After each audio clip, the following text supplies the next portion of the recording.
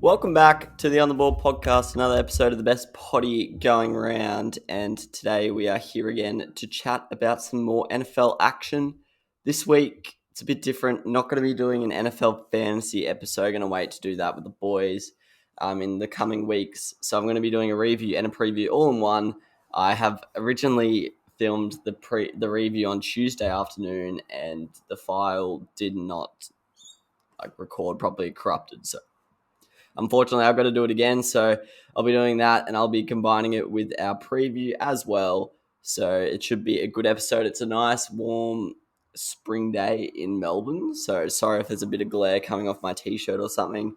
Tried to lower the glare coming off my laptop, but yeah, I'm in my summer's kit, my stripes, and my cricket hat, and I'm loving life. So NFL Week 5, it was a good week, some very hectic games, but as usual, going to go through my winners and losers. I did a nice little sort of debrief of the round on Tuesday, but unfortunately, a lot of it has sort of gone over in one ear and out the other at this point of the week, so I'll just be going through my winners and losers, and that might trigger some thought process, but my first win is obviously got to be the Buffalo Bills.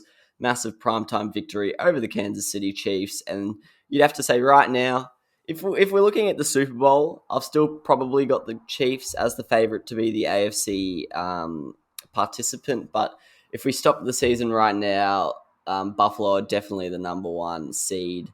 And the issue is, even if I think the Chiefs might be better at that time of the year, if they keep going with this rate, both teams, like the Bills and the Chiefs, if they keep going at this level, the Bills are going to be locking in that number one spot. They're going to get that week off, and they're going to have 3 home playoff games, or 2 home playoff games. I can't count, but yes, 2 home playoff games leading into the Super Bowl, which would be a big benefit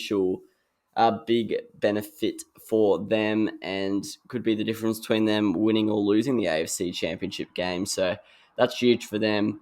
They look like they've really married up their last 2 seasons for the best possible combination, really. Like, they've got the defense from 2019 that was one of the best in the comp. They've got the offense from 2020 that was one of the best in the comp. They've merged those two together, and they're playing unbelievable football right now. Apart from a week 1 loss to the Steelers, it's been a pretty much flawless season since then. They forced 4 turnovers from the Chiefs in this one, which is very, very rare. The Chiefs have been pretty turnover prone so far this year compared to normal, but still, the defense was definitely applying a lot of pressure. They had 8.1 yards per play in attack compared to the Chiefs, who only averaged 5, so that's just a complete demolition. Not even close, as the scoreboard did end up suggesting. And for the rest of the season, their strength of schedule is the second easiest league-wide. So, right now, that number 1 seed is looking very, very good, and a home playoff run could definitely be on the cards for the Buffalo Bills, which would be huge for them and the franchise. I just think the way they've built that roster is so impressive. There's obviously Josh Allen's a very, very good quarterback, but there's no one absolute star. It's not like Green Bay, where there's Aaron Rodgers, who, if he plays bad, the team goes from exceptional to pretty awful pretty quickly. So I just love the way they've built the team. They've got 22, 30 just really, really solid players, some exceptional players.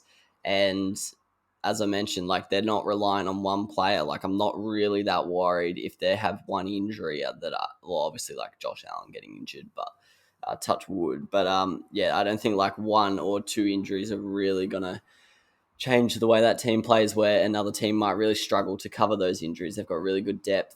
They've also got the running game going this year, which they haven't in previous years. Singletary in past years hasn't really been able to get it going himself. So the combination this year of a second-year Zach Moss combined with Singletary with a better O-line, they're starting to run the ball really, really well. Allen's running well himself. So, right now Buffalo look good on pretty much all fronts, and they look like a scary proposition for anyone to come up against. And you would have to say, it's good that they've got that running game and a good defense, because when it gets cold in Buffalo, it might even snow, they're just going to be a scary opposition. My second biggest winner is probably a road one, but I've got the Philadelphia Eagles. They had a huge comeback win over the Panthers. held the Carolina offense to 18 points, which has been pretty good to start the season. At one point, they were, according to the ESPN Gamecast, they were at a 91.4% chance of losing the game. It was in Carolina as well, just adds to the impressive feat. Hurts didn't have a very good day at all. I think he had a QB rating of like 30, but they still got the win, which is important. It's important for a team to have multiple ways of winning this, and their defense got the job done on this occasion. And I'm not the biggest fan of Philly, but if their defense can keep playing like this, their attack has enough big play potential that they can produce some upsets like this one. They restricted Darnold to an 18.4 QB rating, which I think is one of the worst you can get. Picked him off 3 times, and they held the run game to 3.6 yards per play, which is pretty hard to do against the Panthers. So, yeah, big win for the Eagles. And look, I'm not the highest on them, but the NFC wildcard situation right now is looking very, very messy, obviously, with Russell Wilson's injury. The Niners aren't looking great. The NFC East teams, apart from the Eagles, don't look great either. Washington and the Giants are pretty bad. They've just beaten the Panthers, who would be one of their rivals for this. The Saints look decent. And then the NFC North teams, the Bears and the Minnesota Vikings, don't look great either. So I think if there's a team like Philadelphia who can really step up, they could definitely make the playoffs and go on a bit of a run but for the rest of the season, because I'm pretty sure their rest of schedule's not that bad compared to the people in that wildcard race. It'd be a ridiculous achievement considering I predict them to win 6 games coming into the year, but I think they are playing quite well. Next up, I have the Pittsburgh Steelers. They had 391 total yards offense against the Denver Broncos. Big Ben averaged 16 yards per completion, which is just a massive improvement on the last really 18 months. Their offense has been struggling pretty much that whole time, and they've been averaging very low completion rate numbers because they just haven't really. I don't know whether the O-line's been poor or whether they've just not trusted Big Ben, but yeah, they've just been a lot of short passes, a lot of check downs, and it's good to see them airing it out a bit more. He only got sacked once, so clearly the O-line did have a lot better game, and they averaged 4.2 yards per carry, which doesn't sound immense, but considering they were averaging about 3 yards per carry the last couple of weeks, it's a big improvement for that O-line and the whole team. Keeping the Broncos to 19 points is pretty much what we expect from this defense, really. We expect them to keep teams below 25 points on a regular basis, and really their ceiling just comes up down to whether their offense is good enough to put up more than that. So, and they showed this game that they definitely can do that. So, yeah, I haven't been high on the Steelers in the first month of the season, but if their defense can play like this every week and their offense can, play good 2 weeks out of 3, all of a sudden they might just rack up enough wins to feature in the playoffs. The Broncos went 2 for 12 on third down, so that's really where the game was won and lost for either side. Brilliant third down defense from the Steelers, but that is pretty poor conversion from Teddy and his offense. Losers, got to start with the Kansas City Chiefs. I know they came up against a very good Buffalo Bills team, but they got annihilated at home, and there's no two ways you can say that. This is just factual. I'm not too worried about them, as I mentioned. I would still have them as my favorite to make the Super Bowl from the AFC, but they're just not playing good right now, and in particular, their defense is beginning to be a bit of a worry because in previous years, at times throughout the season, their defense has been an issue, and they've sort of always got it just good enough for the playoffs, but at this stage, it's going to have to take a drastic change. And they do have time to fix it. There's, I think, 12 weeks left in the regular season, so that's a long time. But the issue for them now is they're likely not going to be getting that number 1 seed, and they're not going to have that home advantage that they have had in previous years, which, might be a bit of a shock to the system for them.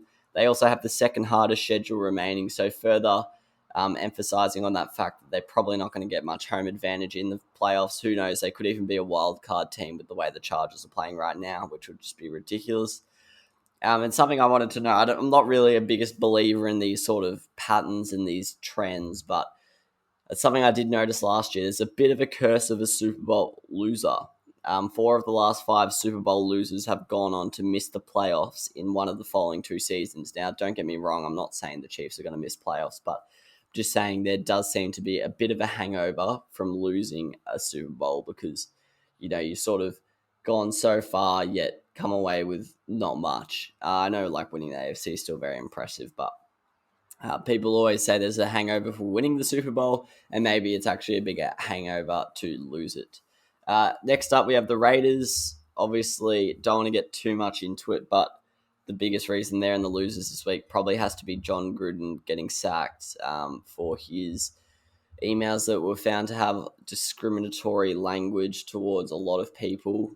It was obviously originally just the one email about the NFL Players Association president, and then an investigation found there was a whole bunch of them. There's rumors that there's a petition to get it released, which would be, I don't know, like I guess it would probably. I actually don't know whether that would be good or not. Like it would slam him for the rest of his career, but he might deserve it based on what was said. So yeah, it's a tough situation because we don't really know the details, but that is the letter of the law that he has been sacked, and by the sounds of it, that does seem justified.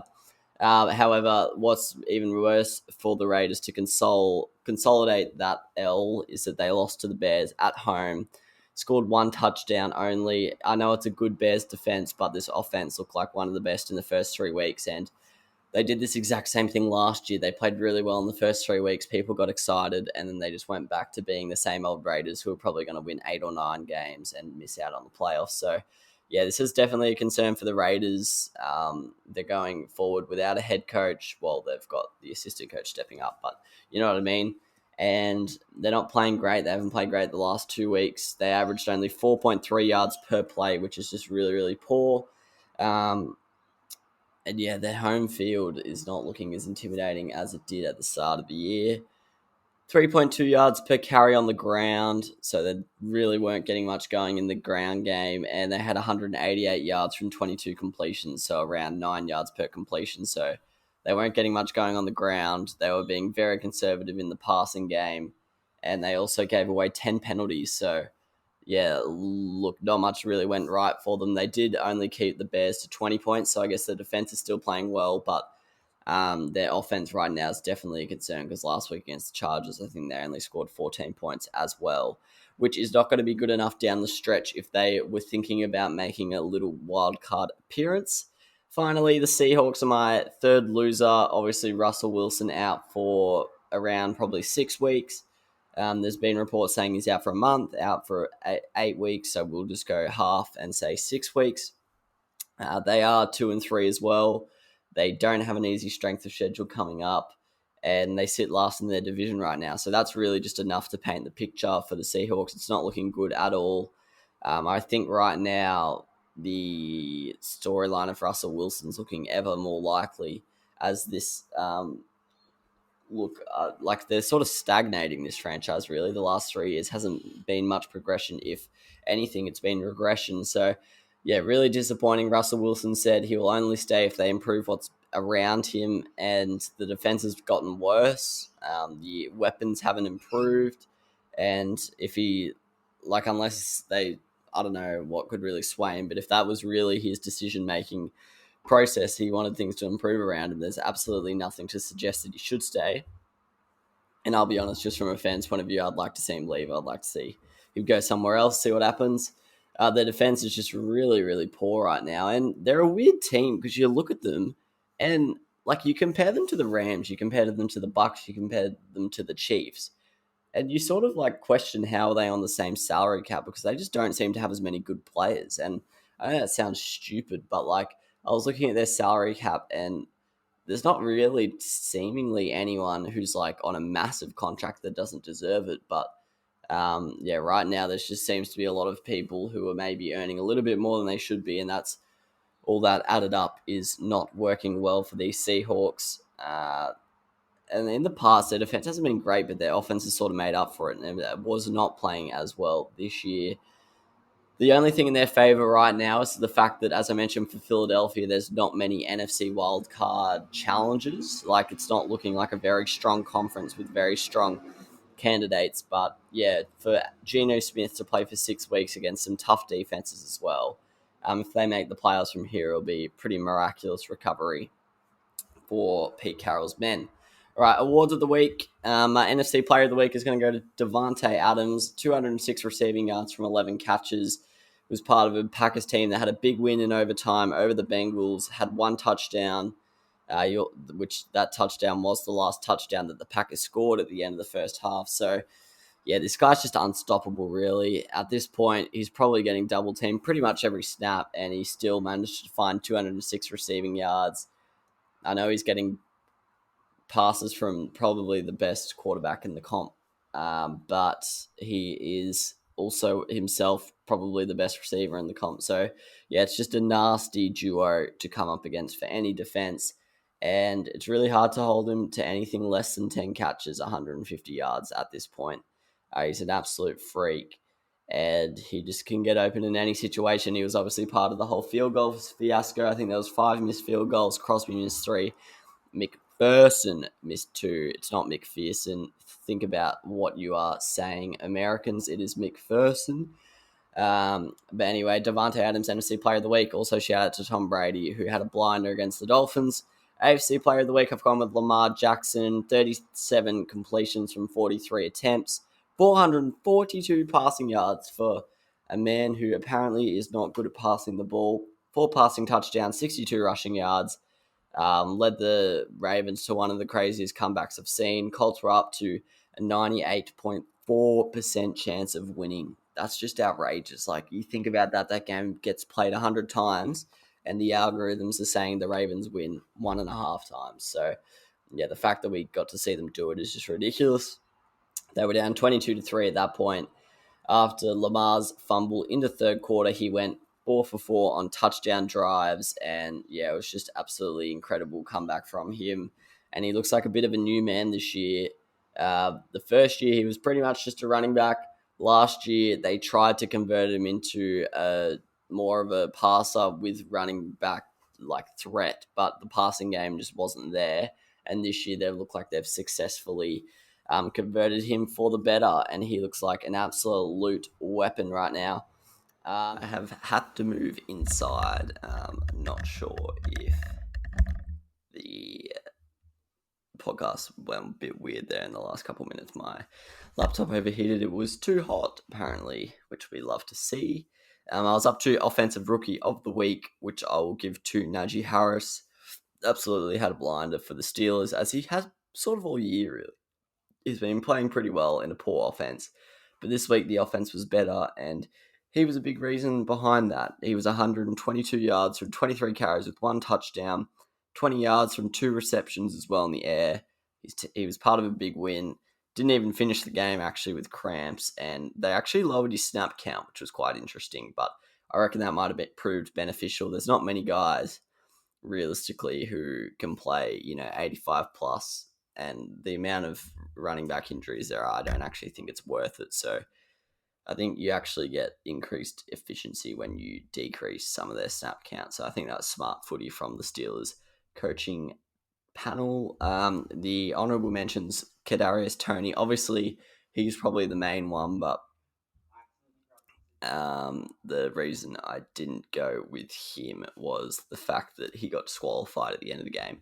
Also, he was part of a loss, so I like to give it to people who were part of a win. Jamal Chase, same thing, part of a loss. Kyle Pitts, he had a really, really good breakout game as well. He was close. And Davis Mills actually had a pretty good performance against an impressive New England Patriots defense. Defensive Player of the Week, Darius Slay, for me, not really that close. Derwin James and Everson Griffin were both good. Derwin James, however, he was part of a team that conceded about 42 points, but he had a good individual game. And Everson Griffin was good as well. But Darius Slay up against the Panthers had 1 tackle for a loss, 2 interceptions, played 100% of defensive snaps, held DJ Moore to 42 yards, which has been a rare feat this year. Everyone's been conceding about 120 to him a game, and they won the game eventually, and a lot of it was off the back of those 2 crucial interceptions. So, yeah, Darius Slay for me back to his prime form, where he was one of the best cornerbacks in the competition.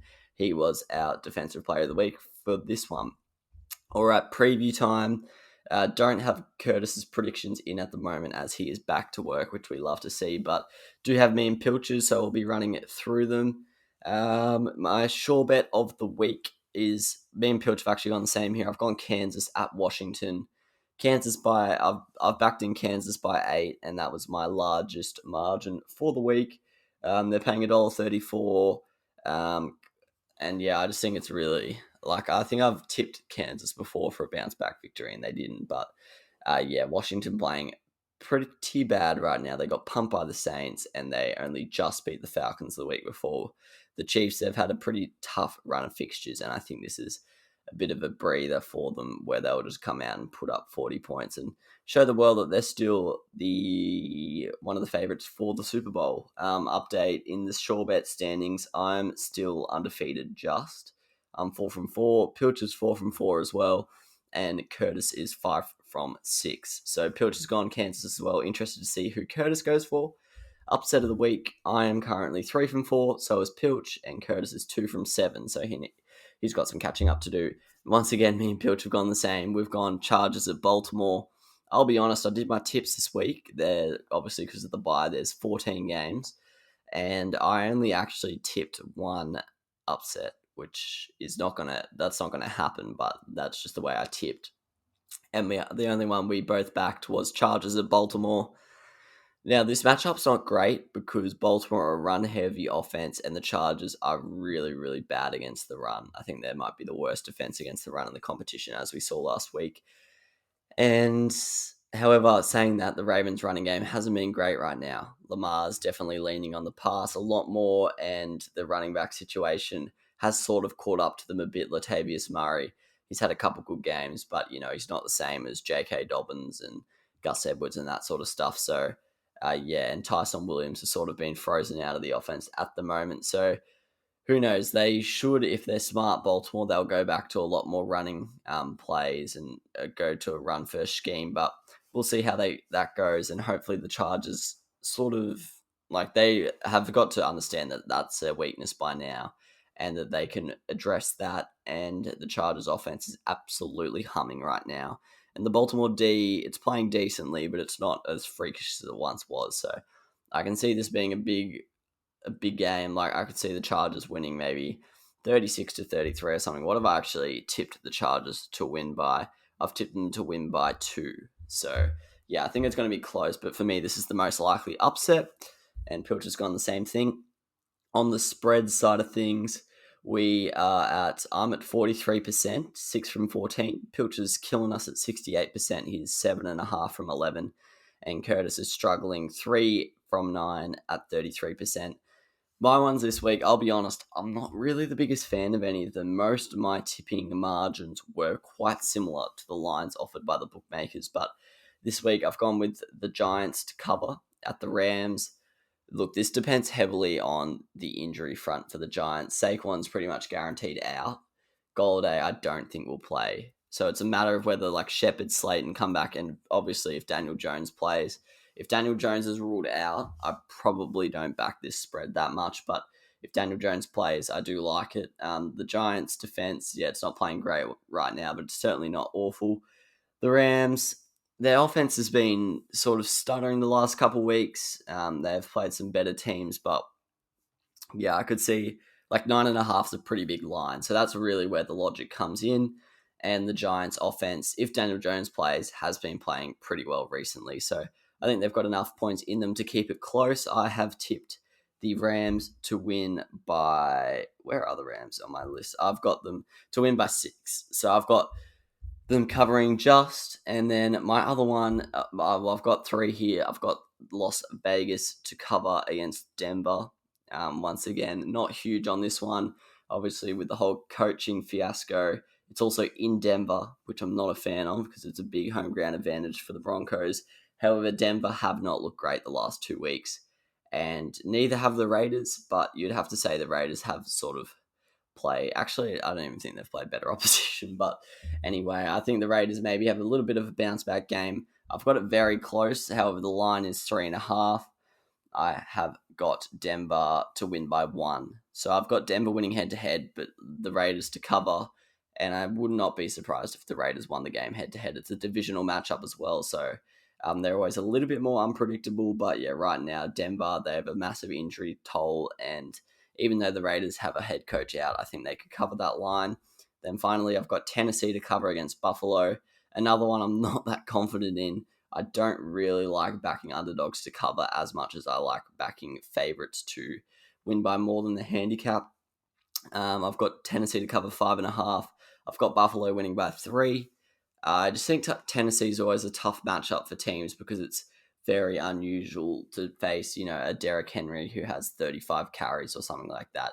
Face a team who will still run the ball if they're 10 points down. So, and hopefully they get some of their players back. Hopefully AJ Brown's a bit healthier this week. Hopefully Julio comes back, and that could go a long way into this prediction coming true. It's also a Tennessee home game.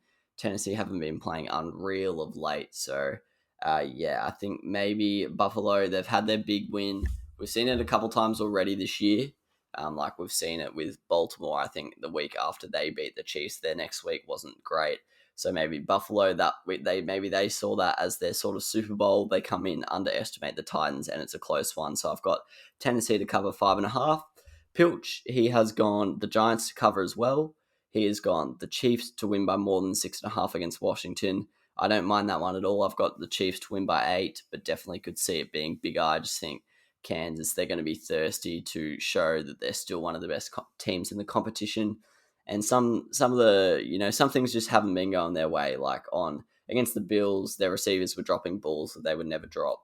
And they had a running back injury during it with Clyde Edwards-Helaire going down. So, maybe this is a bounce back game for them. They put up 40. Washington's offense isn't that good, so I could see them winning by more than 6.5. And in a similar vein of things, he's gone Thursday Night Football, which I don't like predicting on because they're usually unusual games, but he has gone Tampa Bay to cover against the Philadelphia Eagles. He has got Tampa to win by more than 7. It is in Philadelphia, and Philadelphia did have a decent win against the Eagles. Against the Panthers. The only thing I think Pilch might be thinking here is Tampa's offense is that good. They might score like 35 plus, and I don't think the Eagles have that in their locker. So I could see the thinking behind that one. However, I don't like backing Thursday Night Football, and Philadelphia coming off a decent win, and the defense is looking good right now. So it's an interesting one from him. One thing I will point out about Pilch is, I don't know if this is a coincidence, but he's a Giants fan, and he's backed Giants to cover, and then he's backed the Washington football team and the Philadelphia Eagles to get destroyed. So maybe he's betting with the heart and not the head there. But anyways, that's his predictions. Sadly, we don't have Curtis's right now, but the man's working hard, so you can't blame him. I've not done the TV schedule for Australian viewers because I have been rushed to do this since the review didn't upload properly.